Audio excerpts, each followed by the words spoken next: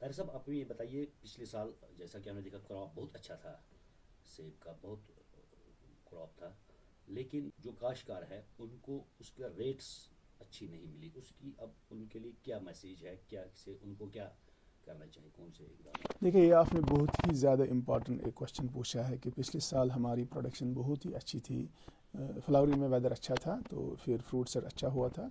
तो लेकिन finally unfortunately हमारे और ग्रोअर्स के लिए, मैक्सिमम ग्रोअर्स के लिए फिर एक अच्छी रेट इस मार्केट में नहीं आई। जहाँ जिन लोगों ने स्टोर किया है, तो आजकल हम देखते हैं कि उनकी रेट्स बहुत ही ज़्यादा अच्छी आए, बहुत ही ज़्यादा उनको अच्छी रेट्स हैं। लेकिन जिन्होंने नेचुरली, बहुत इलाके ऐसे हैं कि जिनके पास अच्छी क्वालिटी का फ्रूट ज़्यादा नहीं होता है, वो इसलिए वो उसको वो इमिडिएटली सेल आउट करते हैं।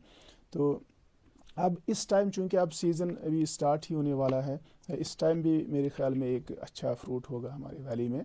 तो अब ग्रोवर क्या करें?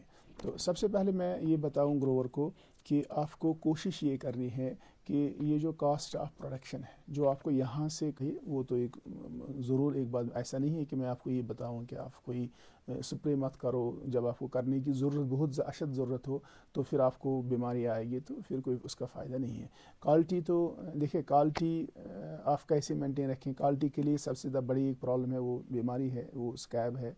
तो स्कैब से बचना आपको लाजिम है। उस सिलसिले में हम आपको बार बार, जब एक नीड बेस्ड स्प्रे आपको जब करने हैं, हम रेगुलर आपको उसकी एडवाइस देते हैं कब आपको ज़रूरत है। ऐसा नहीं है कि आपको नहीं, बाब मुझे स्प्रे करनी है, आज मौसम अच्छा है तो इसलिए मैं स्प्रे करूँगा। ये एक बिल्कुल एक फालतू बात है, ये गैर ज़रूरी बात है कि आप कश्मीर में बोलते हैं हंग मंगई, विदाउट एनी रीज़न आप दवा करते हैं। ये बिल्कुल एक गलत बात है। जब आपको एक नीड होगी, एक ज़रूरत होगी, तब आपको दवा करने की ज़रूरत है।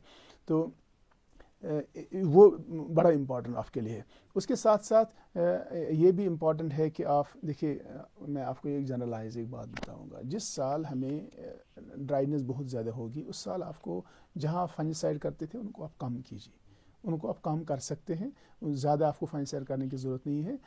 ये उस साल आपको अब ग्रोवर क्या करते हैं कि जब वो बहुत ज़्यादा न्यूट्रिएंट स्प्रे करते हैं। मैं यहाँ पे कह सकता हूँ अपने ग्रोवर को कि भाई, अगर आप इस न्यूट्रिएंट स्प्रे से अगर आप अपने ऑर्चर्ड्स में इरिगेशन देंगे, तो हो सकता है आपको ये जो न्यूट्रिएंट स्प्रे करने की ज़रूरत नहीं पड़ेगी। अगर अब आप कंपेयर कीजिए कि जहाँ आप न्यूट्रिएंट स्प्रे करते हैं और जहाँ आप इरिगेशन देते हैं, तो एक तो इरिगेशन देने से उनको फ़ायदा ज़्यादा है, बहुत सारे न्यूट्रिएंट्स हैं जो सॉइल में होते हैं, ड्राइनेस की वजह से ऊपर नहीं जाते हैं।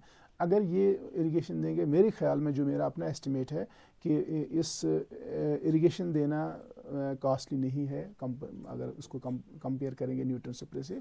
तो और उसके बाद ये भी है कि आप फिर न्यूट्रिएंट स्प्रे कितना देंगे। अगर आपका कैल्शियम ज़मीन में प्लांट के लिए अवेलेबल नहीं रहता है, तो आपको बहुत सारे न्यूट्रिएंट स्प्रे देने हैं। लेकिन अगर वहीं पे आप एक इरिगेशन देते हैं, तो आपको उस काफ़ी सारा कैल्शियम जो अवेलेबल है, जो ज़मीन में है, वो प्लांट के लिए अवेलेबल रहता है। तो ये भी आपको, और अननेसेसरली आप कोई दवा मत करें। मैं कह रहा हूँ आपका अच्छा है सब कुछ, आपको कभी शिकायत ही नहीं है किसी न्यूट्रन की, आपको इंसेक्टिसाइड की कोई शिकायत ही नहीं है। कुछ चीज़ें ऐसी हैं जिनको आप देख के आप कोई डिसीजन ले सकते हैं। जैसे आपका इंसेक्टिसाइड है, आपको ऑर्चर्ड में कोई इंसेक्ट का इशू नहीं है, तो आप मत जाइए और मत स्प्रे कीजिए। हाँ ठीक है, आपको लग रहा है कि हाँ इंसेक्टिसाइड, इंसेक्ट्स कीड़े बहुत ज़्यादा हैं, तो उस सिचुएशन में आप एक स्प्रे कर सकते हैं। इस तरह से आपको कोई फ्रूट क्वालिटी का इशू ही नहीं है, तो आप जाते हैं नहीं मुझे जी ऐसे स्प्रे करने हैं, तो वो भी एक ठीक बात नहीं है। मैं यही बार बार कहता हूँ कि अगर आपको लग रहा है मई में, जून में खासकर, या जुलाई में आपको 20-25 दिन की रेगुलर एक ड्राइनेस रहती है, धूप रहती है, तो आपके लिए ज़रूरी है कि आप उस सिचुएशन में सबसे पहले काम जो है वो आप इरिगेशन दें। आप, तो उससे आपको काफ़ी सारे मसले हैं, खासकर आपकी फ्रूट क्वालिटी पे आपको असर नहीं पड़ता है। देखिए, हमारे एप्पल में इरिगेशन देना बहुत इंपॉर्टेंट है। चाहे हमें एक यहाँ पे मैंने देखा लोगों में एक गलत कंसेप्ट, इस आपके इस चैनल के ज़रिए से उसको मैं थोड़ा दूर करना चाह रहा हूँ। हमें आजकल चूँकि अब रूट स्टॉक आए हैं हमारे वैली में, तो एक रूट स्टॉक इसमें है MM111। तो इसके बारे में चूँकि लिखा होता है कि ये थोड़ा ड्राउट टॉलरेंट है, राइट। तो इसमें क्या एक कन्फ्यूजन है कि अब लोगों को शायद मालूम ये है कि हाँ, ये MM111 जो है, इसमें आपको पानी की ज़रूरत नहीं है। इसको बेसिकली आप कंपेयर करो M9 के साथ। एक तो आपका अपना सीडलिंग है जिस पे आपके ट्रेडिशनल ऑर्चर्ड हैं, तो ये MM111 जो है वो उससे भी आप अगर आप उसको कंपेयर करेंगे, अगर सीडलिंग में आपको एक साल में 4 बार इरिगेशन देना है तो आपको MM111 में आपको 10 देने पड़ेंगे। आपको ये जो ड्राउट टॉलरेंस की बात है ये आपको कंपेयर करना है MM111 की M9 से, कि M9 में आप अगर आपका ऑर्चर्ड है आप रेगुलरली उसमें ड्रिप इरिगेशन देते हैं तो यहाँ पे आपको आपको उतने नहीं देने हैं, लेकिन इसका मतलब ये नहीं कि इसमें देना नहीं है, इसका मतलब ये नहीं है कि इसमें ड्राउट है तो फिर वो नहीं है। भाई ड्राउट अगर हो जाता है तो आपको सीलिंग में देना पड़ता है, तो MM1 की तो बात ही नहीं है। आप इसको अंडरस्टैंड कीजिए। आपको जब 25 दिन 20 दिन जब रेगुलरली आपका ड्राई रहेगा, सनी रहेगा, तो आपको सीलिंग ऑर्चर्ड में इरिगेशन देना अच्छा है। खासकर अब यहाँ ज़रूर ये बात है कि जैसे हमें हाई ऑल्टीट्यूड एरियाज़ हैं वहाँ पे आपको हो सकता है ज़रूरत नहीं पड़ेगी, लेकिन यही चीज़ जो है लो ऑल्टीट्यूड में अगर आपका सीलिंग ऑर्चर्ड है तो आपको देना पड़ेगा, क्योंकि यहाँ पे बहुत ज़्यादा गर्मी होती है, यहाँ पे बहुत ज़्यादा ऑपरेशन होता है, यहाँ पे जल्दी ऑर्चर्ड्स ड्राई होते हैं। उसके बाद फिर ये इशू है, अब ये जो ऑर्चर्ड सॉइल कौन सी, ये करीवा टाइप में नॉर्मली जो वाटर एब्जॉर्प्शन कैपेसिटी जो है वो कम होती है, तो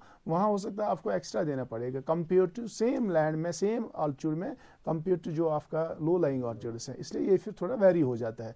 तो ये कन्फ्यूजन ग्रोअर को नहीं होना चाहिए कि ये MM111 में है तो इसमें मुझे और देना नहीं है, भाई ये एक बिल्कुल गलत बात है।